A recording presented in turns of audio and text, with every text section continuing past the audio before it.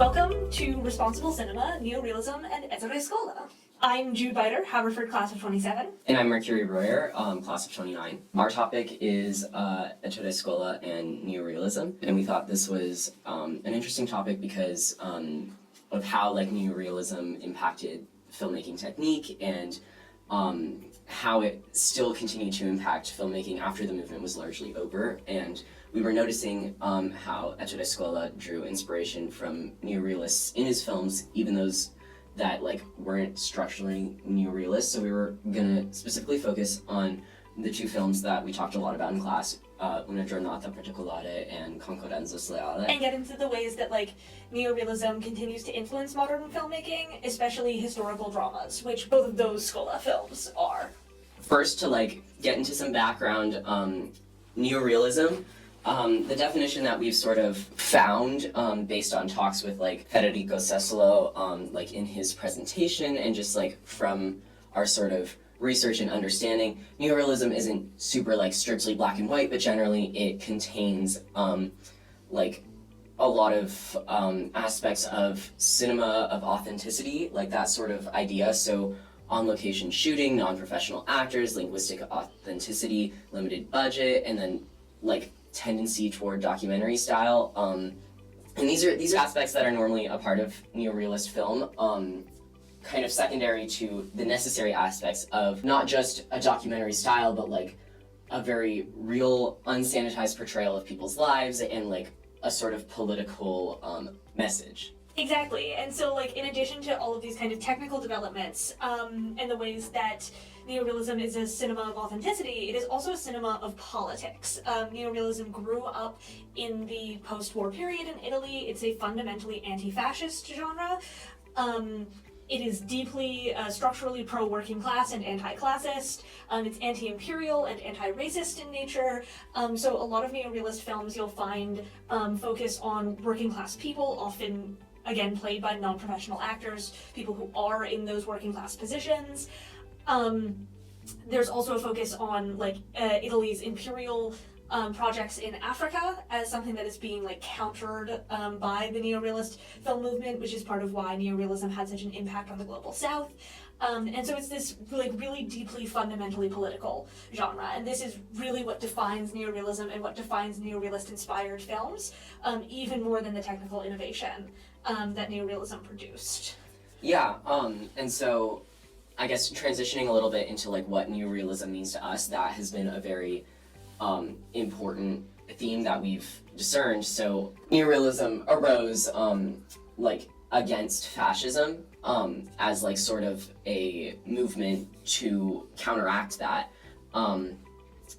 We were talking about what Professoressa Roberta said during Federico's presentation about comparing the ball scene of Il Gattopardo with neorealism, showing that it's not something that's usually showing a very lavish, fictionalized, romanticized, sanitized, it is showing the true reality, the true lives of people. Yeah.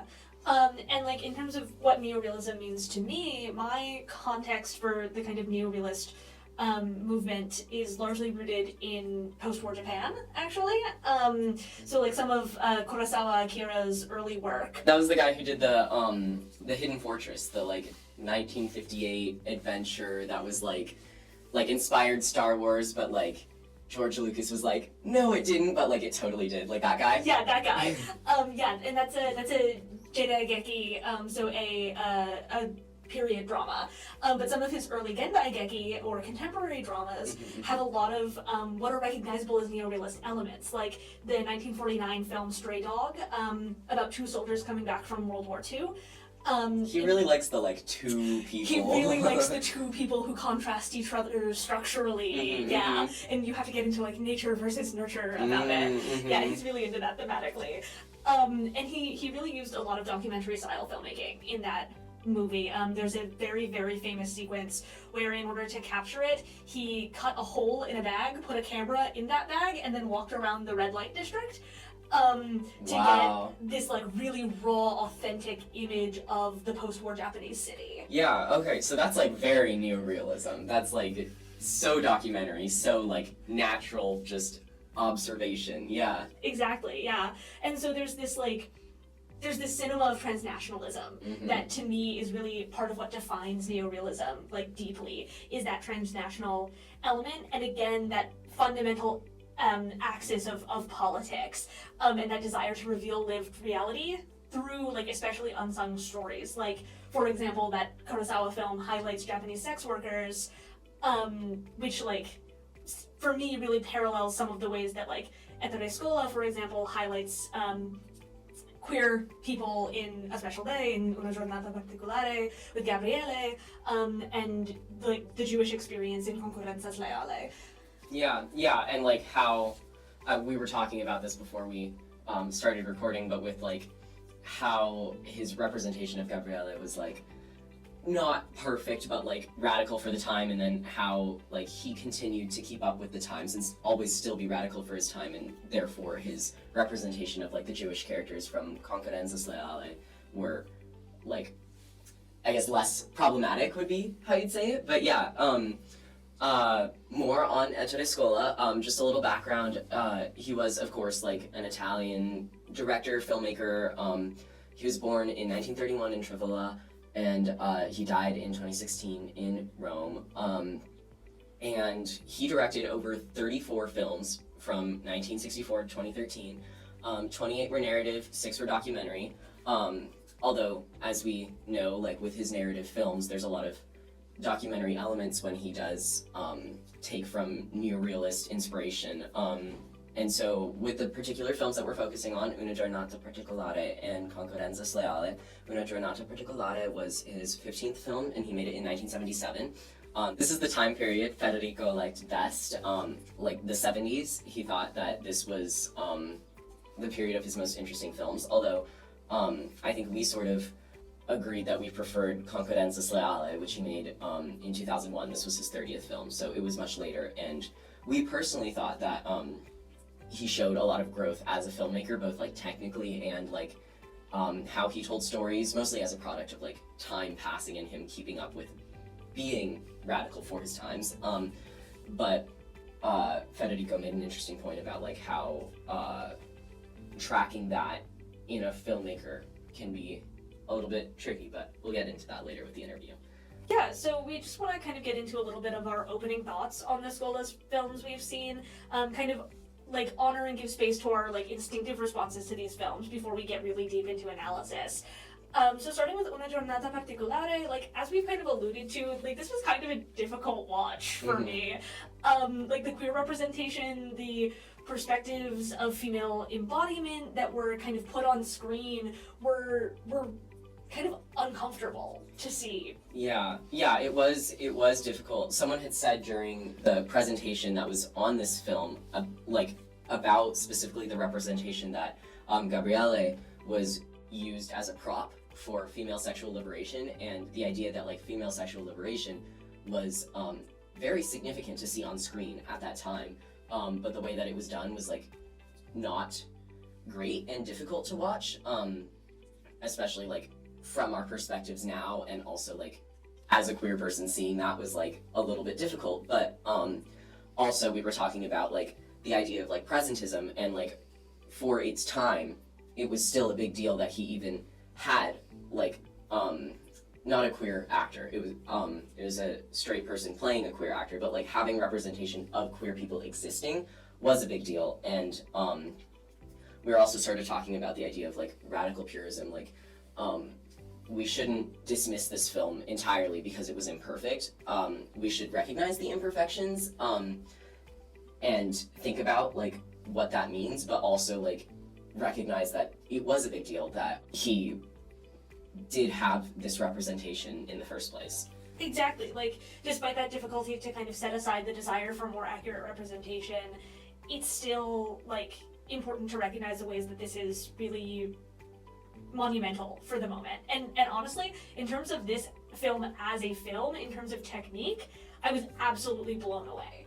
The use of sepia tone, the long shot at the very beginning, absolutely brilliant. Yeah, no, we talked about this in class a little bit, but like the sepia tone continuing the tone set by the initial shot, like in film classes that I've taken, like there's so much emphasis on like what is your opening shot, what is your opening scene. That's like what's supposed to set the tone. And since that opening was the rally, the fascist rally, that being like still, that being the opening shot highlighted, and then continuing the like sort of idea of it being black and white, allowed for that initial tone set to really continue throughout the rest of the movie. And like it wasn't the same as black and white because it was sepia tone, which I think is kind of cool in that it shows like, okay, this is the part that is like fictionalized, though it is like representative of reality. It's like written, but you don't super notice that when you're watching it, so it does continue the same tone, which I think is really important. And also like that long shot at the beginning, like when it transitioned from like the like documentary to the like the movie, the part that he filmed, like it was really cool that we saw this sort of in some of the essays that we were reading, like commentary on this, but like I just want to highlight like it shows that surveillance aspect of fascism in Palazzo Federici, and because we can see everyone in all of the windows, like, and we're like following them, we can see like how everyone is able to watch each other, and then how we're sort of like having a little bit of a surveillance view, and then eventually landing on Antonietta, and even the fact that like that long shot continued into her space, like it felt so like almost violating of her privacy, which is like very, I think, representative of the sort of idea of fascist surveillance state. Yeah, there's this like visual metaphor for the intrusion of fascism into private lives. We become the kind of eyes and ears of fascism in this moment as we breach her space, and that is done really just excellently with that long shot, and it shows his absolute brilliance as a filmmaker. Yeah, and then also with Concorrenza Sleale, we saw even what we identified as like growth, like as amazing as Una Giornata Particolare is, we personally felt that Concorrenza Sleale was even more impressive. Like his growth as a filmmaker was so like interesting for us to see, and it felt so important. Yeah, even just taking the kind of idea of the long shot and comparing them between these two films, the end of Concorrenza Sleale is such a brilliant use of the long shot. That lingering on Petruchio in the final scene shows a real maturity in how Ettore Scola's kind of use of that one little technique has grown between 1977 and 2001. Instead of an expository and kind of very conventional way of using the long shot, we have the long shot used in a deliberately subversive way. It is designed to make the audience feel uncomfortable. It is designed to make the audience feel as though they're missing something. And that willingness to like lean into visual dissonance as a way of getting a political message across, as opposed to that like very expository kind of natural feeling long shot at the beginning of Una Giornata Particolare, to me shows some real growth. And then there's of course that absolutely brilliant shot reverse shot of every member of both families that comes immediately before that final long shot on Petruchio, which is just absolutely beautiful. And to me, what I see this final moment doing is in a lot of ways prefiguring probably the best example of a long shot used in this way, which is Michael Haneke's Cachet at the end, lingering on Pierrot's school. And this shows, to me, the influence that Scola continues to have on the international film community, even late in his career, because there are so many parallels between those two moments. It is really hard for me to believe that Haneke was completely unaware. No, I think like there was so much, I think, technical growth, and also like I feel like there was like growth in like sort of his maturity, not just as like a filmmaker, but also like as a person in the way that he represented people, and like how like he had more of like a nuanced representation of the Jewish characters in Concorrenza Sleale, and like we were talking about earlier, but just like to emphasize like it didn't feel nearly as like problematic and uncomfortable to watch. It didn't feel as like, I guess, politically incorrect. And we were talking about how this is like a product a little bit like of the time. Again, like Concorrenza Sleale was from 2001 rather than Una Giornata Particolare, which was from 1977. And so this shows that like over time he as a person is like keeping up with like the increased understanding of like different minority groups and making sure to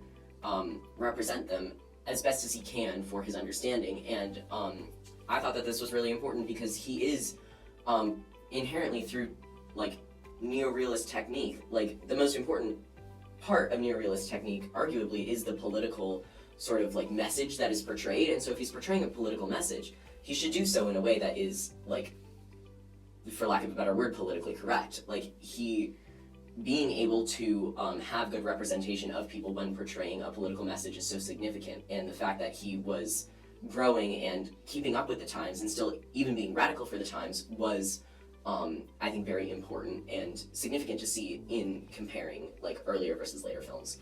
Exactly, and like it's notable that Concorrenza Sleale is not completely free from stereotype. There's very much this, you can feel the fact that like a human guy made this and a human guy is gonna make mistakes. But it's much more sympathetic and much more kind of well-rounded than Gabriele and Antonietta are in Una Giornata Particolare. Yeah, and this is like the like political idea that we keep talking about with like unsanitized representation of the average person, and like the way that Scola's growth in making his representation more sympathetic as he continued in his career, I think made it even more real because it was him being more sensitive of like people's lived realities made his portrayal of these lived realities more accurate, which was more true to people's lives, which I think is very much like, that is kind of one of the points of neorealism, is accurately representing people's lives. And I think this also connects to what Professoressa Roberta had brought up during our talk about how this like really contrasts with the fascist view.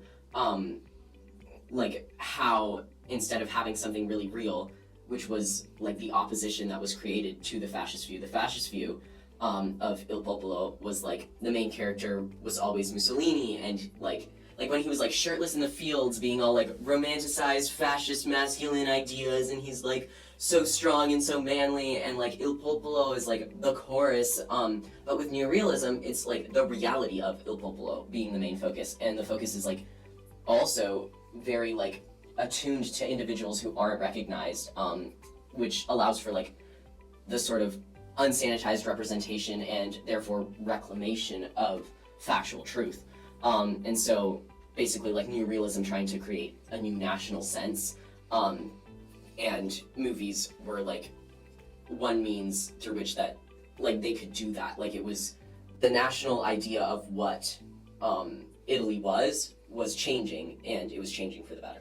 Exactly, and Scola like kind of takes up this desire to show an unsanitized populace in Una Giornata Particolare, highlights that by casting non-professional actors as minor characters. In particular, Emanuele, who's Antonietta's husband, and the caretaker of the building are both played by non-professional English-speaking Canadians. That's crazy. Which is absolutely wild, and the lines are dubbed over in Italian, which is one of the very few technical failings of this film. Yeah, you can like tell. You can hear such a distinct audio shift between the people who are speaking on camera in Italian and the people who have been dubbed over in Italian.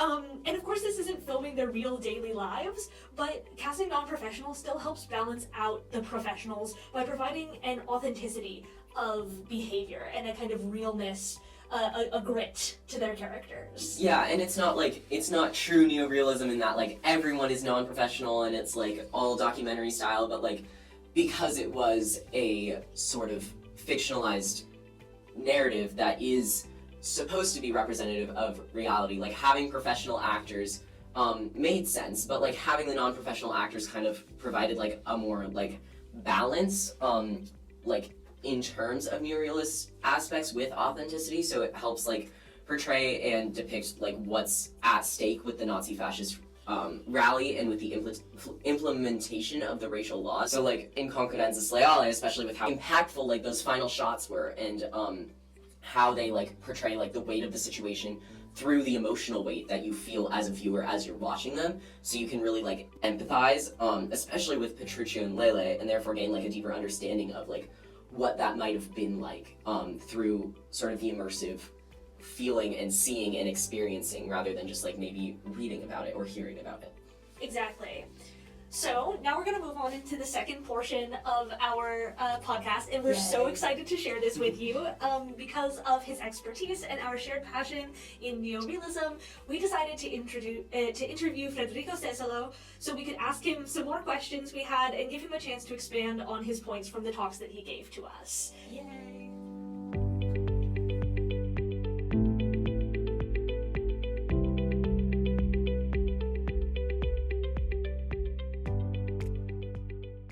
Our first question is, what comes to mind when you think about the influence of neorealism on Ettore Scola's work? Okay, so this is an excellent question, considering that Ettore Scola was, when he was a teenager, he moved to Rome, and so he happened to live in one of the cities which has been impacted the most by neorealism, because when we think about neorealism, we think about Roma Città Aperta and many other very important films that were made in the capital of Italy. So we have to consider that Scola started his career as a filmmaker in the 60s. So he did not participate into the neorealist trend, but still he was deeply influenced by it, because neorealism was an international phenomena that had, as you saw in your course, a lasting influence in world cinema, and of course in Italian cinema as well, because it was a new beginning, and especially in the 70s and the 80s when Ettore Scola was working on his most famous movies, neorealism was pretty much there, and it was an iconic moment in Italian cinematic history, and he had to deal with that. And you can play with the tradition, you can break with the tradition, but of course you have to respect the tradition, especially in cinema, as a very codified form of art. And so during my talk, we talked a little bit about this and about how a movie like Una giornata particolare, a special day, if that movie can have some sort of connection with the neorealist era. And of course, I would say that the political message is very closely related to the political message that neorealist filmmakers wanted to convey. Ettore Scola was a political activist. He was not just an artist. He believed in the Communist Party in Italy. He was a member of the Communist Party, and also he believed in the importance of interplaying politics and culture to make sure that one supports the other in the good way, of course.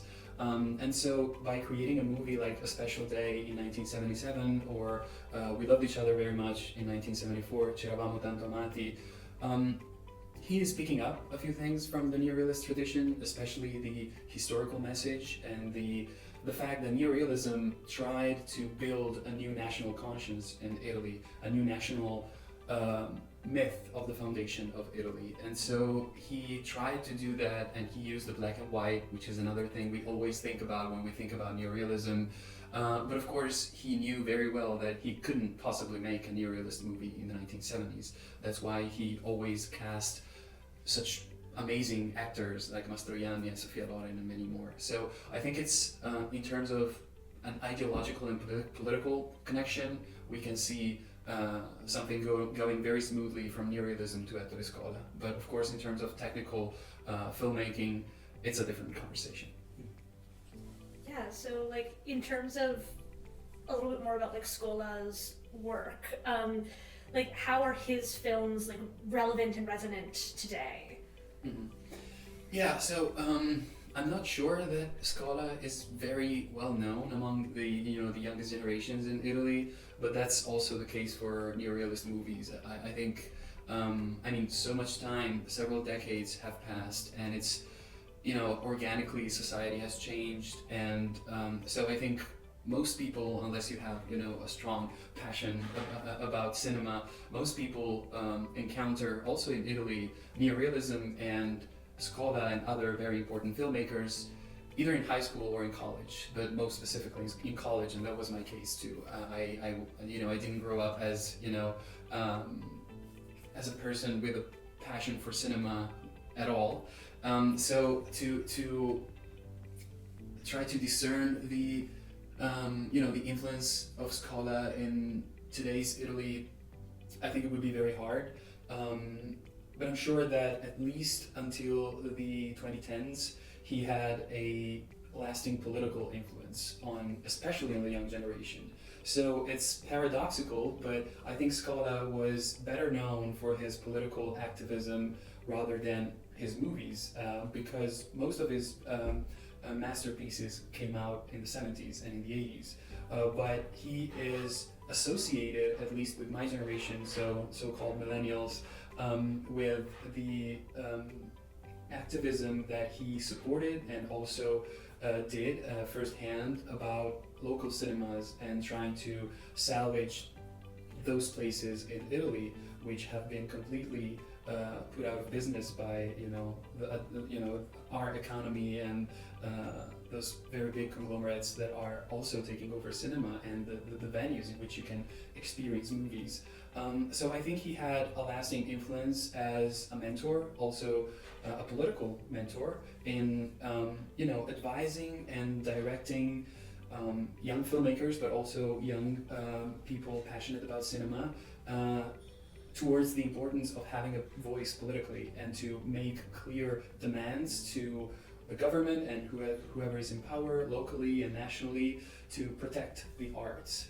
And then, of course, if you go into film studies and Italian studies from a scholarly perspective, Ettore Scola is just massive, and there are several specific and scientific publications coming out about his work.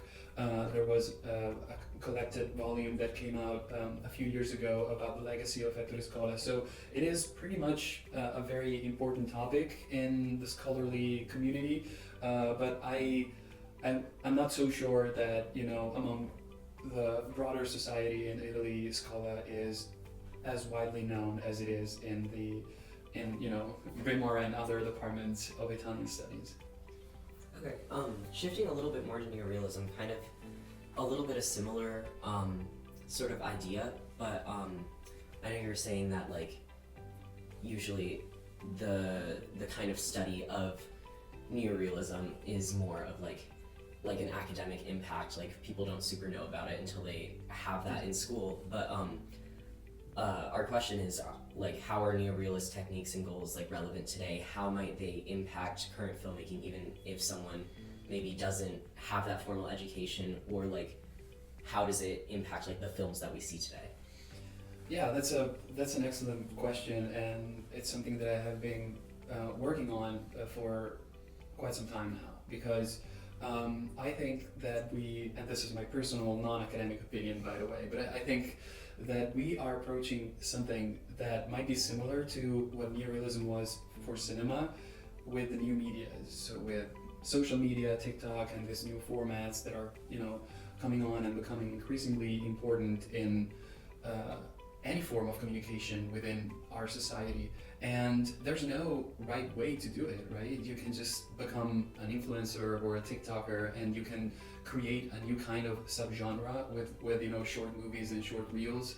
And I think this kind of liberty of expression is probably akin to what happened with neorealism, because Italian directors in the 1940s generally had their own education cinema-wise under the fascist regime. And so the idea of filmmaking was a strict idea of national rhetorics and national pride and all of that. And all of a sudden, when the regime collapsed, they were free to create and to invent and to dare, also from a technical standpoint. So other than my own personal opinions about social media, I do believe that some things about neorealism are still used today, of course, and you don't even have to know that you're using a neorealist trope, right? I mean, if a I don't know, a Japanese director wants to use non-professional actors, they don't have to necessarily know that non-professional actors was a trope from neorealism, and the same goes for on-location shooting and the idea of conveying a political message, usually focusing on the working class. And you don't have to know this because now those tropes have been subsumed into the idea of making movies. So I think when you confront a movement such as neorealism that started in a very non-codified way and changed cinema forever, it's just amazing to see. Even after almost after several decades, I should say, we can still find things that remind us of neorealism, and you can also see it in blockbuster movies in the US. And coming from an Italian perspective, it's always fascinating to see how different cultures can interact with each other. In your presentation, you talked about Nomadland. Yeah. And how there were different aspects that were sacrificed. There was a professional actress that it was built around, but also it was it did have a political sort of message, and it involved non-actors. There were the stories of the people who this actress encountered were those were completely real and not at all edited. And we wanted to ask you more about what you think are the most important aspects of neorealism, and where the line is between neorealism and something else with different aspects and factors. Yeah, so this is by no means an easy question, because it's not a simple task to determine if Nomadland, specifically here, and Chloe Zhao as a director, is making an homage to neorealism, or if she's just picking bits and technical devices that she could reuse to reinterpret something very different, such as the life of nomads, of present-day nomads in the US, which is fascinating considering the history of the country. So when I watched the movie, I had several opinions about it, especially because I really like Chloe Zhao as a director, but I'm not always agreeing with her, especially when she delves into pain and trauma too much for my personal taste. And that happened also with Hamnet, her last movie, which is a beautiful movie, very cleverly done, a very interesting take. I don't know if you have seen it, but it's a beautiful movie. But sometimes she just, she stalks the characters and she wants to see their suffering. And when it's a completely fictionalized movie, it's fine because it's a director's choice and you're free to do so. I mean, if you're portraying the suffering of Shakespeare's wife, go for it. I mean, it's your movie and it's a fictionalized version. But in the case of Nomadland, you are perhaps exploiting the sufferings of other individuals. Yeah, you're giving them some platform to speak, and you're giving them financial satisfaction, of course. But still, in your movie, there's a professional actress who has probably made tons of money with her movies, and she's talking to people struggling and living a life by choice or by accidents of life, a life that is by no means easy. And sometimes it feels like romanticizing something that shouldn't be romanticized, because all the nomads appearing in the movie have been through something very traumatic, and they're suffering. And Chloe Zhao is there to create some kind of almost documentary style representation of it, and I would have been fine with that. I mean, with this raw description of, being a struggling working class person in America can be, especially in the so-called flyover countries where you don't get a lot of opportunities for unskilled labor. But I wasn't happy with her depiction of the Amazon warehouse. So I get it that she got permission to shot a few scenes there, and no company would ever allow you to do that if you're just, indicting them. But I think that to consider Nomadland as a true homage of neorealism, probably the director should have made some bolder choices regarding Amazon and how big corporations are exploiting the precariousness of the working class to this day, and this applies to many sectors, including academia. So that's why I agree with the fact that for the way it is shot as a movie, it can be referred to as a post-neorealist kind of product, but in terms of political message, there's no way we can consider it as a neorealist movie, because there's no true political message other than the empathy you should have as a person for other people struggling, and that's again probably because she was trying to win an Oscar with this movie, and you have to compromise generally. But yeah, so it's a really contradictory movie, but that's also the beauty of cinema. You can pick and choose what you want to do, and Chloe Zhao is clearly a very gifted filmmaker, and she has demonstrated with Hamnet that she has a wide range, and I'm excited to see what she comes up with next. Yeah, what you were talking about with the Amazon warehouse was actually something I wanted to specifically ask you about, with like political commitment to neorealism being like one of the factors. Like, you've sort of answered this already, but do you think that that is one of the necessary factors for something to be considered neorealist? Well, I'm not sure. I mean, neorealism, we always have to think about neorealism as a specific phenomenon in history and specifically in Italian culture. So I don't think that we can have a neorealist movie because things have changed dramatically since the 1940s, for better or worse. But you can have a film that takes inspiration from neorealism. And if we are going that way, I would argue that a political message should be there, because there's no neorealist movie that lacks a political message. Especially, well, they generally deal with the anti-fascist resistance and the condition of the Italian working class after 20 years of dictatorship, and the Nazi occupation of the country, and then the liberation from, the American and the Allied forces, I should say, and the tension that created also for a very tired population with no material prosperity at all.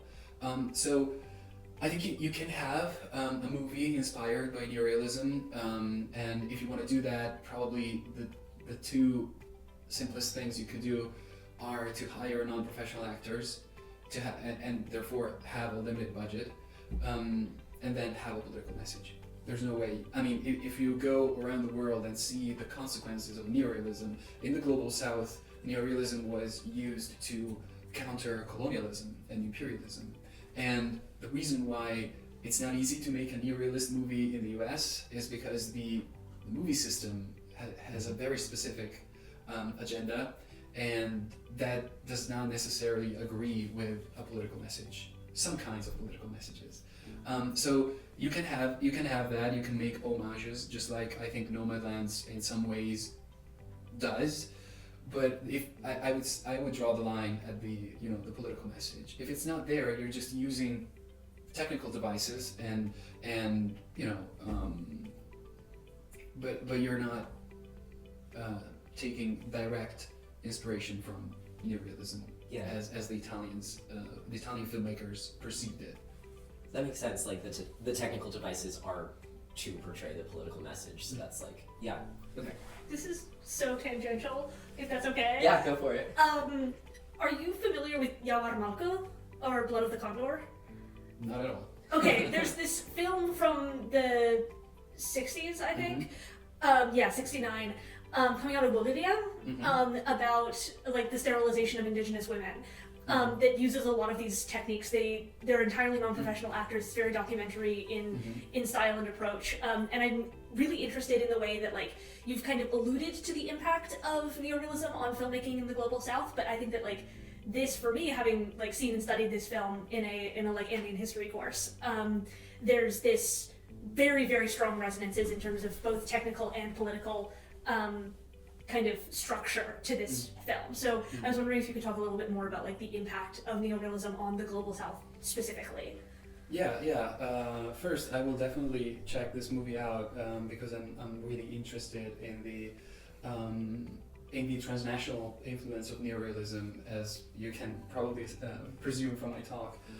So the point is that when I say that neorealism conveyed a political message, it was generally a message meant to and for the working class.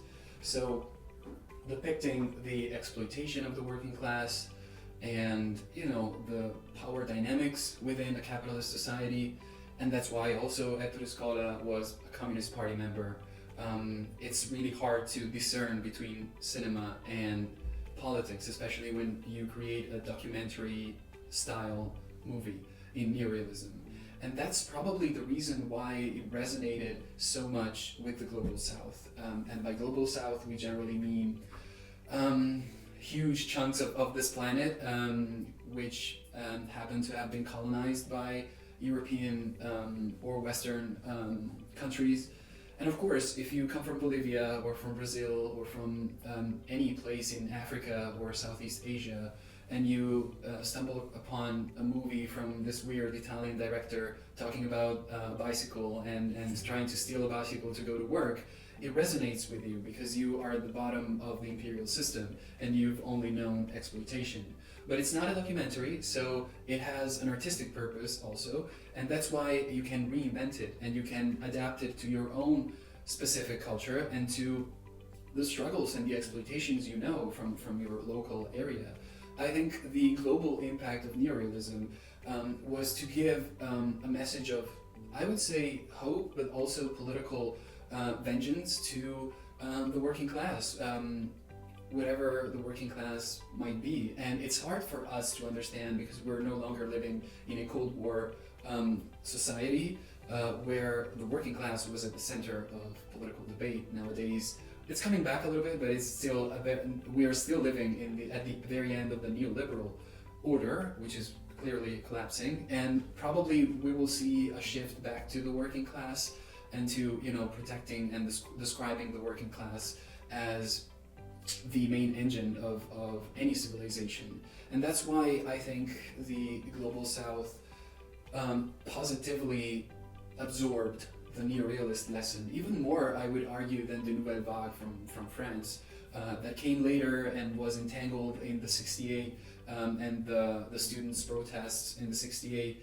But I mean, considering that there was an entire generation post-1945 in which dozens of former colonies gained independence, neorealism was a way to give voice to the local struggle, the national struggle, the ethnic struggle, but also a way to do so by abiding by the rules of a codified genre that was appreciated around the world. So it was also a way to make yourself heard and visible through something that clearly had a lasting impact worldwide, and especially in the West.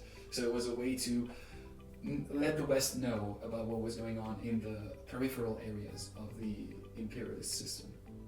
Thank you. In your writing that we read, you talked about Kiarostami and like that course, and that was really interesting to us. And you talked about like the value of him as a director not being a cinephile, and I wanted to talk more about like comparison, because I'm very interested in filmmaking. I've talked a lot with like with a major at Swarthmore versus a minor at Haverford, and there's always so much like it's really important to like study like do like cinema studies, and here's why, and all of those reasons make sense to me. But I also am thinking about like that has a sort of like privileged academic perspective. So I was wondering what you think like the balances are between like how much should be studied, if there is a certain amount, before creating film, or if it's better to create film not as a cinemaphile, or like if they're just like two different things. Yeah, that's an excellent question. So this is my personal opinion from an artistic point of view. If you want to go and make a movie, just go and make a movie. You don't need to study it. That's my perspective as an academic. Because, I mean, there's always time to learn about the history of cinema and to learn about how to, make a movie according to specific canons. But if you want to do it, just do it. You don't need to know. And that was Kiarostami's partially biography, but it was also, I think, David Lynch that said something similar. Like, he started making movies and he apparently accomplished something technically very difficult in one of his early movies. I think that nobody believed it was possible because the scholarship said, you can do this, you can do this, but he did, and he very candidly said, I did it because I didn't know about the scholarship and I just wanted to do it, and I experimented a little bit with the technical devices that I had, and I was able to do it. So I think of course scholarship is important, but there's also a point to which you read so much that you feel intimidated by it. And it's easy to get, some sort of inhibition, and you don't know where to start, and you want, your first script or your first scene to be perfect, which never is, because art is never perfect on first try, or very rarely so. And so my suggestion would be to anyone in cinema, in literature, in music, just go for it. And because that's the only real way to have to gain some sense of understanding of the craft. You can read hundreds of books on cinema, but you still need to do the work and to be around sets and to be around actors and people involved in the process, because it's a collective effort. And then when you started and you experimented a little bit, maybe you can go back and you can study the scholarship more deeply. But you already have your own personal understanding of the process, and you have matured as an individual and as an artist. And then you can interact on an even level with scholars, filmmakers, interviewers, and all of the beautiful people in the movie business. But at the beginning, you need to come up with your own ideas and your own voice. And that's I think if you start by doing research, it can be useful for sure, but there's always the risk of losing your own voice and of doing things as they are supposed to be and not as you want them to be. I don't know if that answers your question. Yeah, pretty much. And what do you think? Do you think you should start with, by paying your respects to the art, or? I mean, your answer is a little bit the answer I want to hear, because that's sort of the order I did it in. But I think, it can depend, because like what you were talking about with like intimidation and losing your voice, I feel like that comes a lot from the sort of like Hollywood perspective. But I also think like some of the sort of cinema studies that I've heard about being encouraged, like in the Trico, is about studying different people who aren't really talked about enough and stuff like that, and I think that's also really valuable. And I don't know about the order of operations. I kind of like the idea of first do it yourself, but also for me, when I first did it myself, it was in a class, so I did have some influence from the other people around me, the instructor. So I don't know, but also I know a lot of film is collaboration, and a lot of people who first do it themselves people who first do it themselves on their own will say oh yeah, I didn't understand the collaboration aspect and how that impacts it, and it's harder to learn that on the back end than at the start. And I don't know, I think all of the different perspectives are valuable, and I don't know, I feel like I have heard a lot within film, it's good to learn all of the different roles so that you can pay respect to the different people who are if you're a director, one time see what it's like to operate the camera or to act, so when you're directing what you're asking of people, and you can communicate better and also be more understanding. But I don't know, there are so many different, I don't know if it's super black and white, but I do tend to, I think, agree that creating films is an important piece of learning about how films are created, just having the experience. But also maybe that's a little bit biased, because that's the part that I like the most. I think there's also in some ways it depends on the kinds of on the kinds of films you're making. Sure. Like genre films, for example, like when we start looking at like science fiction, horror, fantasy, there are ways that like the history of those genres is inescapable. Yeah.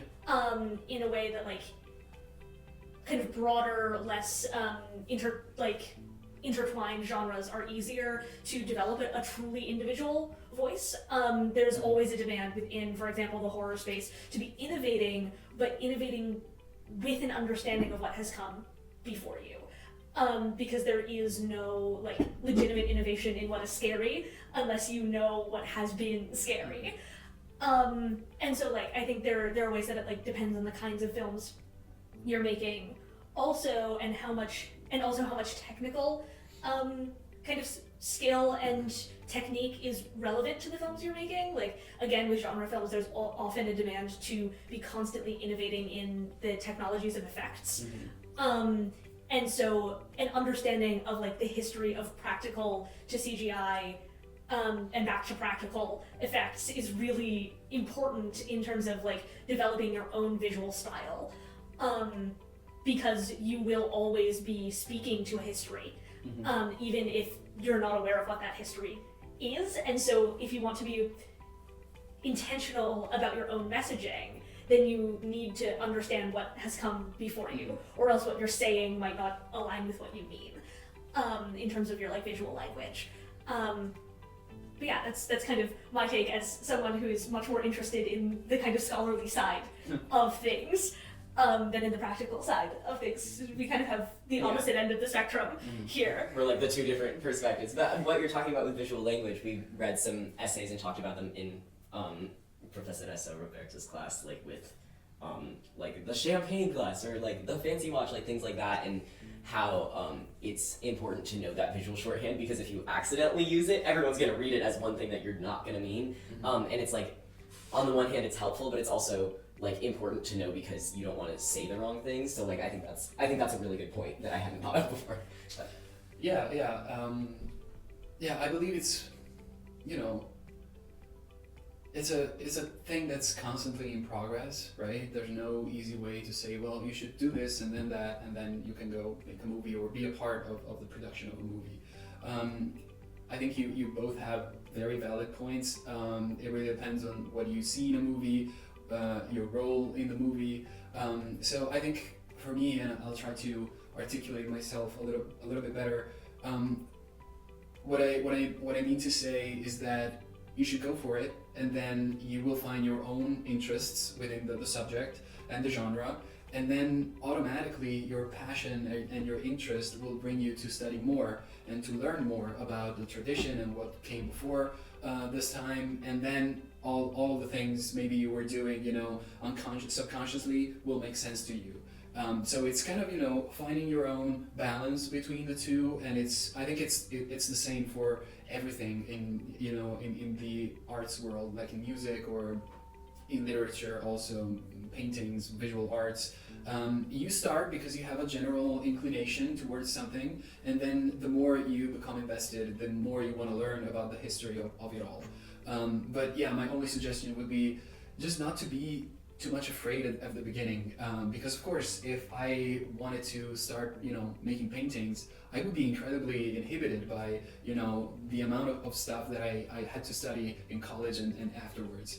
But you have to start somewhere, and I think that's an important lesson, because I know a lot of people that didn't really give it a try because they were just, too afraid of tarnish their maybe academic reputation or their public image. So it's important to just try and start at some point. Yeah.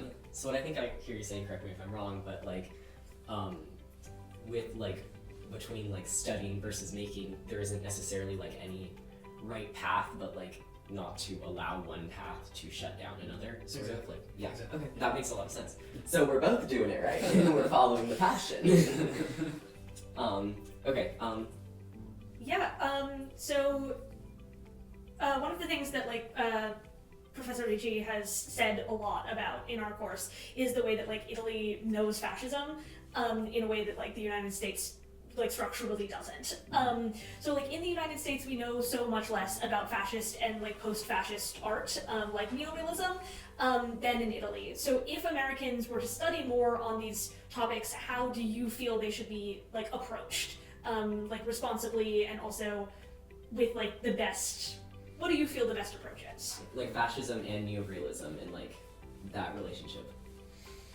Yeah, well, that would be no easy task, for sure, because I could say, I could go the other way around and say to you guys, people in Italy don't know about the civil war here, or, what happened with the civil rights campaign in the 60s. So it's a matter of, trying to understand a different culture and take away things that have a supranational meaning or a universal meaning also. So it's not just a matter, of course, fascism and neorealism and what happened afterwards are fascinating topics because the consequences of what started in Italy in 1922 with Mussolini's seize of power are still here, and we're still seeing them, even though things have changed, but not so much. So these are fascinating topics, but to understand another culture requires time, requires the privilege of studying and having, the time to dedicate to another country.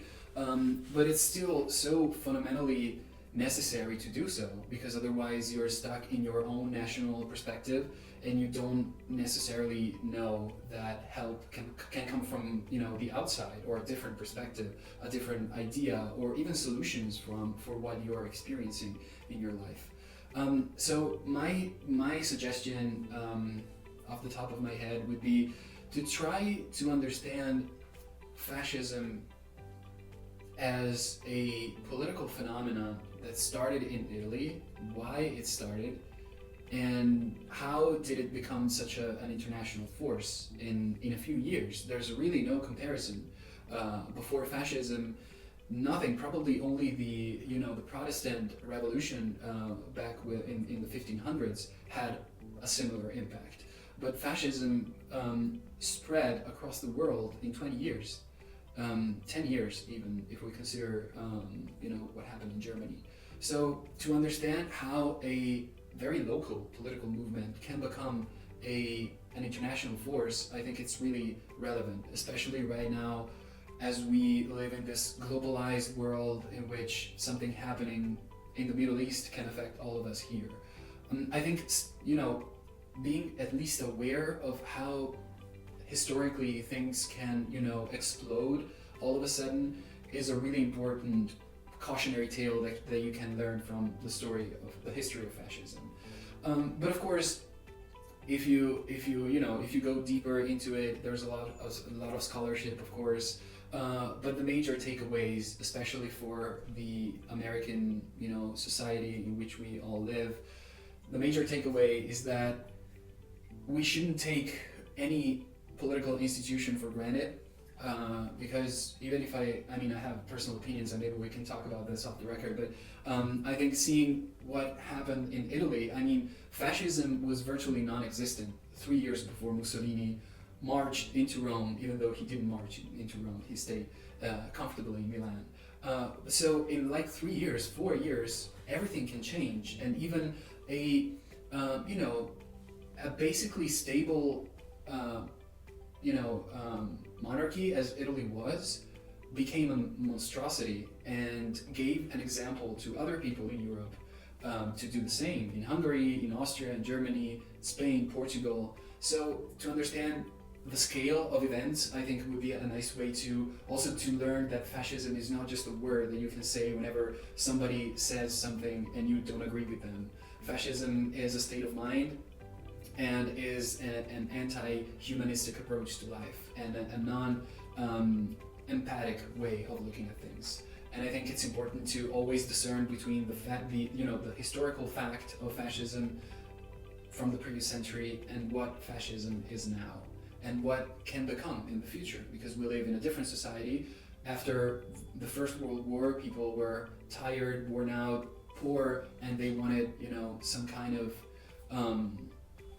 salvation politically. Now we're approaching a period in which we are going through, an ecological disaster, an environmental disaster, And how is people going to react to that? We don't know, but we can look back to see what happens when the hopelessness becomes so unbearable that you just trust whoever's talking on the podium.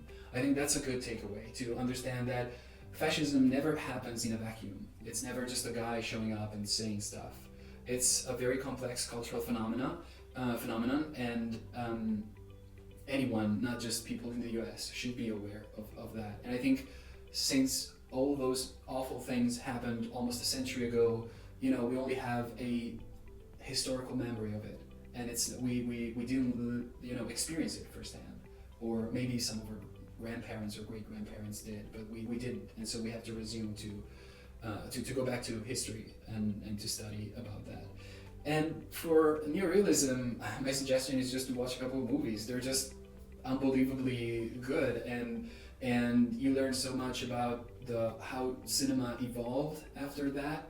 And it's just a good way to learn more about fascism and to learn more about the struggle of resistance in Italy and Europe. And it's a good way to, become more knowledgeable in the history of cinema, regardless of the Italian background of neorealism. So my suggestion would be to watch, so from an American perspective, I would suggest Rome Open City, Roma Città Aperta, Paisan, it's a beautiful movie, and also Bicycle Thieves, of course.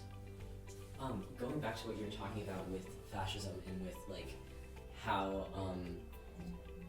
how it should how it should be understood.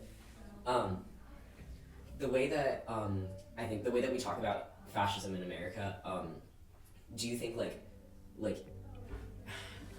I don't know, do you think, sorry, this is thinking of it as I'm asking, but do you think the way that we talk about fascism in America is the best way to talk about it? I know a lot of times people will criticize political decisions and be that's fascist, and sometimes I don't know, I my understanding of fascism from how it was talked about before I took these classes this year and learned more about fascism is different now. When I hear people say that, I'm yes, it is in the American's perspective, but in the Italian perspective, maybe not quite. And I don't know, I guess I wanted to ask you what you think are the, I guess similar with neorealism, what are the things that make fascism fascism? And I mean, and I know that's a big and a loaded question, but I want to share your thoughts.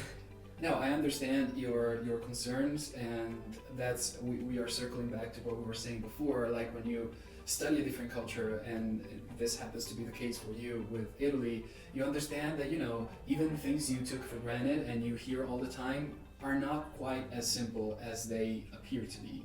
And of course, being myself a scholar in the history of fascism and anti-fascism especially, let's say that it is quite interesting to see how the term has evolved in the last 20 years.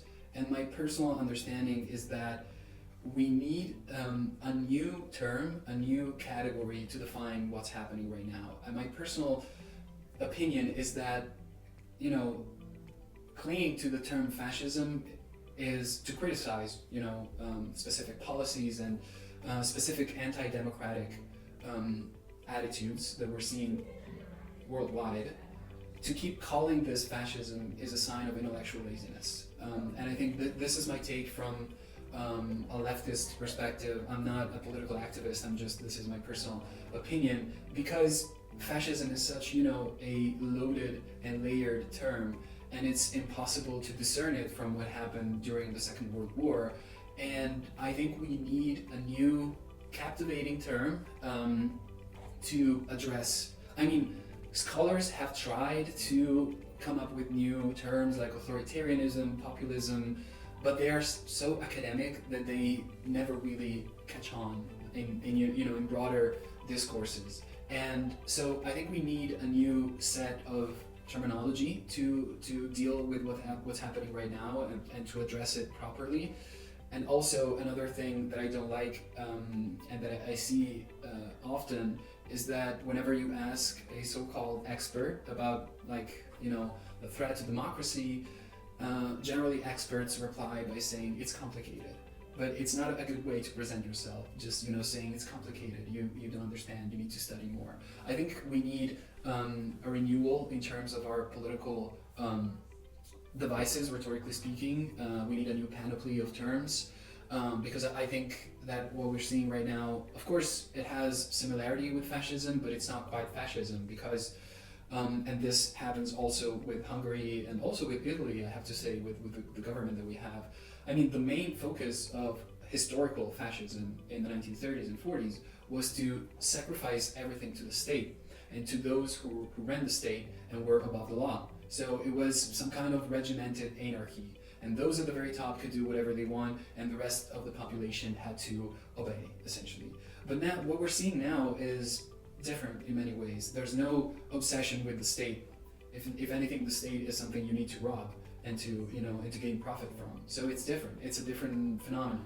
It has some fascist-like or fascist-ish tendencies, but I think it's not enough to say. And that's why I have issues with people saying, yeah, this is a fascist policy or a fascist government. Not quite. I'm not justifying anything, but I just feel that we need to get our terms straight before we actually to address properly the issues.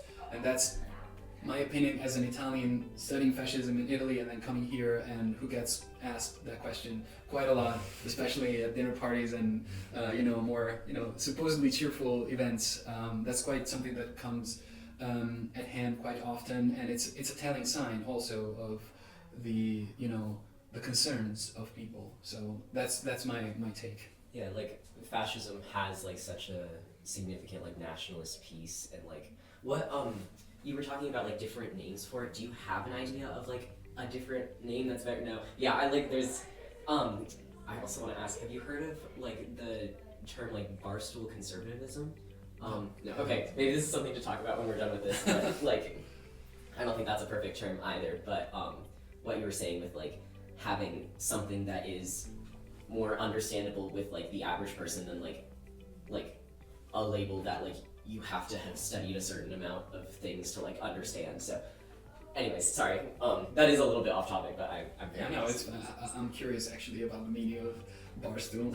Yeah, well, it comes from like like Barstool Sports, and like there are like I see like Instagram reels from like Barstool channels from like different colleges, like Barstool UCLA, stuff like that. Mm-hmm. I don't think we have one for Haverford because there's not really a frat culture, but like the sort of idea with like a lot of like Trump's following being like young, usually college age men, although like more often college age but not in college, because he, as he says, loves the uneducated. But the idea that like he has kind of taken the group of men who feel like their masculinity has been threatened because as like minority groups gain more rights, they feel a sense of loss, and the sort of the people who are like, oh yeah, like everything's more difficult for men now, and it's like it is more difficult because it's less difficult for other people. You don't get the same amount of like unfair privilege, but the name I think comes from like the idea that a lot of these people are like the same sort of crowd that would be like at a bar watching sports together and like hating on women and like that sort of vibe. But like I was last year for my history class, I did like a presentation on it because I learned about it in gender studies, as like a new name for like the type of conservatism that is with Trump, because it's like we were talking about how sort of similar to what you were saying with like it's not the same as like what he has created is not like the same as the average Republican. He's created his own like sort of new thing. So like a similar idea with like fascism is not like the same thing. It's like people use it as an umbrella term because we haven't come up with a new term, but we need to come up with a new term. And I don't know of a new term for what's happening that is more accurate than just like fascism as kind of a blanket. I think it is important to recognize the difference. Yeah, I think a step towards the right direction was an essay that came out last year called End Times Fascism. I think the end times, stressing the idea that we're surrounded by rich people talking about, the end of the world, is really fascinating. And I think that's the right direction. We need a very effective term that applies, universally and internationally. But of course, fascism, as you said, it's an umbrella term, and it's still very appealing because so many aspects of this new wave that is now, an international phenomenon of conservatism-ish appeals to the fascist ideals of masculinity, as you said, of threatened masculinity, because we have to remember that after the First World War, several young men were mutilated and experiencing PTSDs, and women were working in factories, and so their masculinity was threatened. And fascism offered, the good old-fashioned ideal of the virile man fighting for the country, which is a horrible way of, living your life, in my perspective. And we're seeing the same thing, kind of, but for different reasons, as you explained very eloquently. And so also this nostalgia of the golden days of America. It was the same with Italy and with these strange idea of the Roman Empire being, the peak of Italian culture, even though Italian culture was not even a thing during the Roman Empire. And those kinds of delusions and hallucinations, they can be also cultural hallucinations, are, we can make fun of them. They're kind of funny to look at, but then they become serious and it's not funny anymore. That's why I'm always very interested in, I live here, so I'm interested in domestic policies and what's been going on in the last year or so. So I do feel that we can still use fascism as a term. It's effective, even though we have kind of an all-it-would take on fascism, like movies about, liberating Germany or liberating the camps, which, of course, it's historically important to remember that, but it's not what we're dealing with right now. So we need to come up with something new. And I don't really know where to find it, because the term fascism was an invention of Mussolini, and I really hope that there's no new Mussolini coming up with a new term. So that's something that I can live with if we don't find a term and we don't require a new tyrant to find a new term. I do like your thought with with that essay adding a modifier to fascism. Like the new term is like, we're not letting a new person come up with it, we're coming up with it ourselves. And I think also the idea of adding a modifier with recognizing the differences and similarities at the same time. It makes me think of I don't know if you know Judith M. Bennett and her term lesbian with adding a modifier to be oh, it's sort of like this thing, but let's recognize also that it's not the same. Mm. Yeah. Yeah, I think that's the right way, because our world is way more complex than the world in which fascism started. And so maybe a modifier stressing the importance of the adjective could be a right way to do it. And I do fear that this end times culture that we are fostering, not we, but we're seeing it, it's quite dangerous, because whenever a society has a fascination with death and with the end of it all, that's when nightmares start to happen. And we have a moral responsibility to counter that as individuals, but also people involved in academia at various levels. Our last question is a little bit of a shift back to Ettore Scola. We talked about this a little bit in your presentation with specifically Una giornata particolare, and we also talked in class about how that compared with Concorrenza sleale, yes, with representation of the characters, how he had sort of an imperfect representation, and it was radical for the time, but it was from our current presentist viewpoint, he someone had said something about how Gabriele was gay man used as a prop for women's sexual liberation, and the idea of women's sexual liberation being radical, but the way that it was shown not being the best way it could have been shown, but being good for the time and stuff like that. And we were also talking about how in general he became you can see his growth as a filmmaker, both technically and also with how he represents stories. And so our question is how does representation change in Scola's work over time, and I guess your thoughts on where he's successful and what his sort of growth looks like what you saw in his growth that you felt was most significant. Wow, that's a big question. Yeah, I'm not sure. I should think about it because I generally try not to look at the career of a filmmaker as a progression towards something. That's my personal idea. But I would say though that clearly Scola was never a lazy filmmaker. He was always looking for ways to depict the Italian society without falling into, very trite tropes or easy devices or comfortable plots.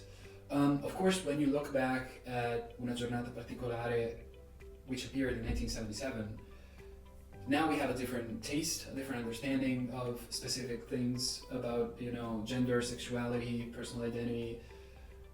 And of course, it's kind of controversial to watch, right? You see a straight woman and a gay man having a strange relationship. But I think with the correct historical depth and the correct information about the background, we can still understand the novelty of it all, and the fact that Italy in 1977 didn't even have a divorce law, if I remember correctly, or was very close to getting one. So the straight marriage, the heterosexual marriage, was really the only way to conceive any kind of familiar or family life, any kind of correct way of positioning yourself into a society. I mean, even when I was growing up, and I'm not that old, I'm 32, but I grew up in a very conservative part of northern Italy, and people who were not married, men specifically, and also women who were not married in their late 20s or early 30s, were perceived as outcasts because, having a heteronormative marriage was the only way to claim your place within the Italian society. So to go back and see what Scola did in 1977, it's really staggering because it was a bold decision, and also Mastroianni was not a homosexual, so I know some scholars have issues with the fact that a non-homosexual person acted as a gay man, and I don't really have an opinion on that, but it's interesting to see how Scola changed perspective even in the 70s, which is, I believe, his best decade. Most of his most excellent work came out in the 70s. But if you compare C'eravamo tanto amati with Una giornata particolare, three years apart as movies, the first one is very historical and very traditional, and it's the story of this, I don't know if you have seen it, but watched it, but it's the story of this group of young men who go on about their lives, and in the meantime there's the history of Italy going on from the late fascist regime to the contemporary economic boom, and it's a very traditional, historically speaking, movie to make. It's a wonderful movie, but it's still based on the legacy of neorealism.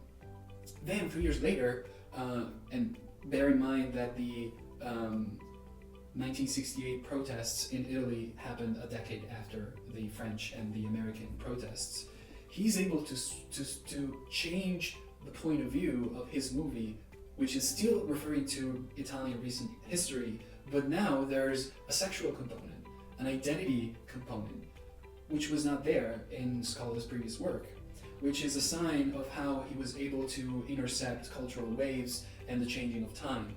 Of course, being a movie on fascism and how the outcasts and marginalized in fascist Italy had to behave, the focus is not there, but I think it's a testament to how Scola was able to stay, on top of things, and I think he was afraid of, being identified as a post-neorealist, some kind of filmmaker, and he's always innovating and also technically, but more importantly with the political message he wanted to convey. I think that's a major shift that comes to mind if you try to see Ettore Scola's career as a whole.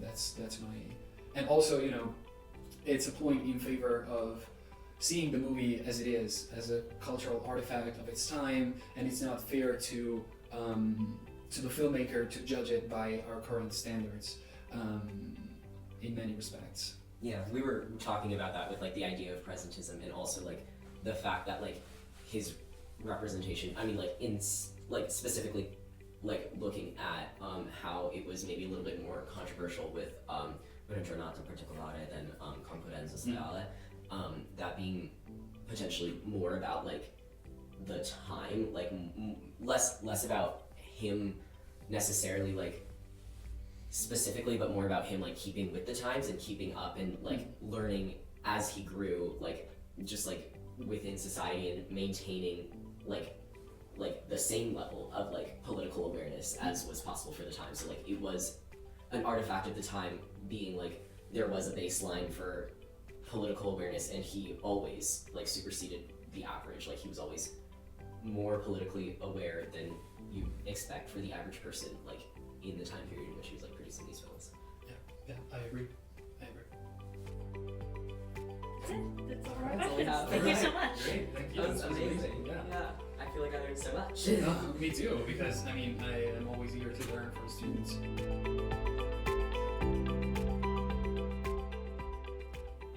So, we're back, and thank you so much to Federico Sessolo for that incredible interview. That was so fun and so interesting. So we want to close out with some reflections.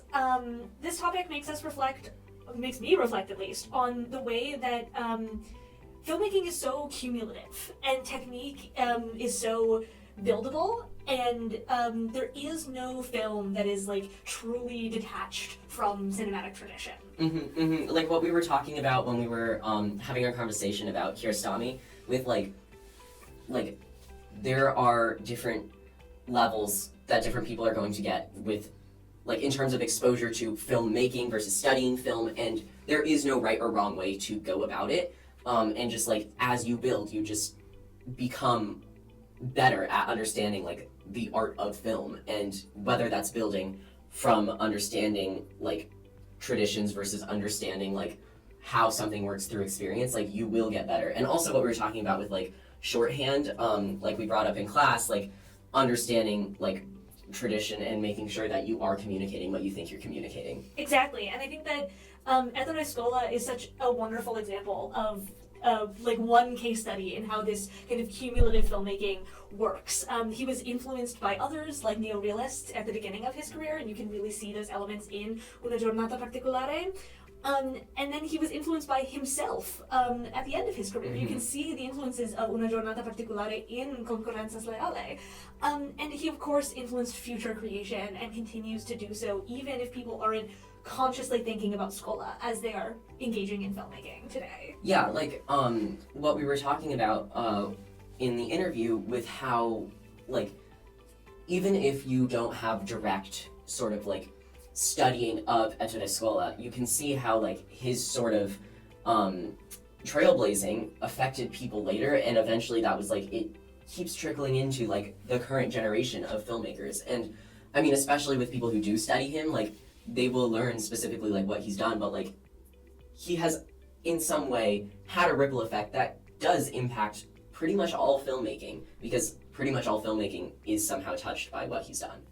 Exactly, and I think that the other kind of end of this, in addition to the technique of it all, is the impact and consequence of explicitly political filmmaking. That too has this persistent and inescapable ripple effect. This like distinctly anti-fascist genre of film has really paved the way for a whole new styles of political filmmaking to emerge and reemerge. Yeah, we were talking about Nomadland, which like we were especially interested in how this film relates to Ettore Scola's work, and like how it like paid homage to the neorealist tradition by containing some neorealist tropes, but like most importantly like the sort of political message that was brought through the documentary style capturing of the real lives of like the American nomads, or like van dwellers, I think, as they prefer to be called.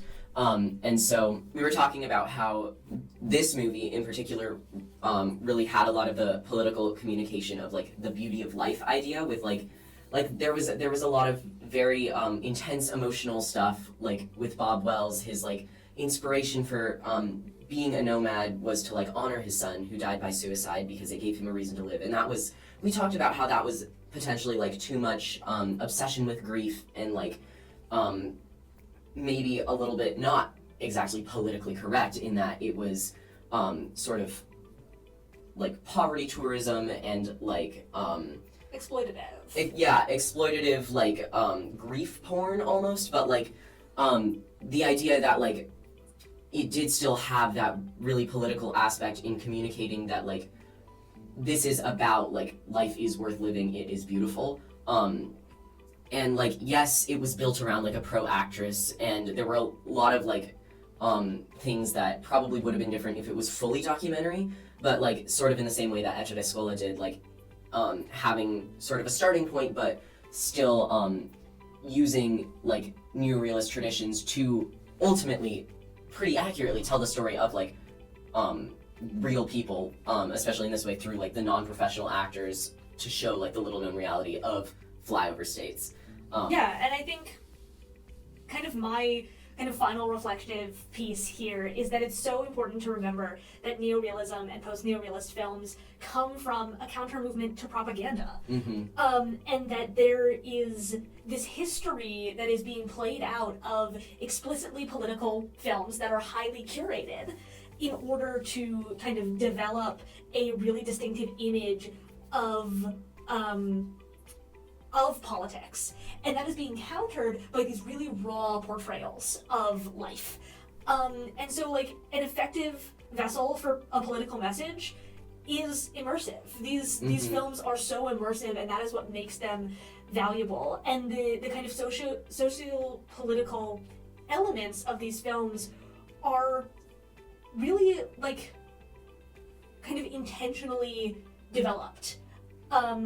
And there is nothing that is done kind of without care, because to approach these themes ethically is to approach them intentionally. Yeah, totally. And I think just like the idea that neorealism is supposed to be like countering fascism, in countering propaganda by being the opposite of propaganda, I think that's really important to be done intentionally, and the way that Ettore Scola does like do that so intentionally does kind of, I think, properly pay homage to neorealist tradition. And so we have some final open questions that we want to ask to listeners and viewers about just neorealism in general.